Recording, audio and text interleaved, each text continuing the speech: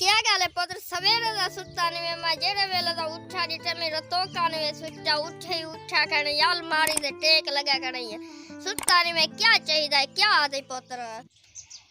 अब मैं को आईफोन घिना दे मैं लोगे दे देता आईफोन लोग चाहिए बदे रहंदे मैं नहीं बहुत दिल करदे आईफोन होवे आईफोन मैं को अब घिना दे पुत्र रोटी तो खा घन आईफोन ही तेरे वास्ते घिनते हैं रतों का भूखा खने ना रोटी खंदा ही अब मैं ओतो तक ना बोलांगा ना रोटी खावांगा जब तक मेरा आईफोन नहीं आंदा मैं को बस आईफोन घिना दो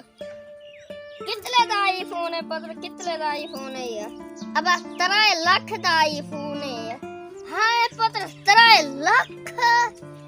तू अमीर वाले ख्वाब न दिखे कर मेरा पुत्र गरीब है तू गरीब है काम कीते कर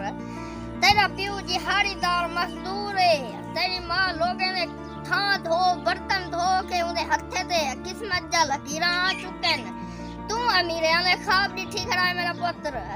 पुत्र ये जी ख्वाहिश है ये तो बादशाह में कोई गुलाम बना देनी है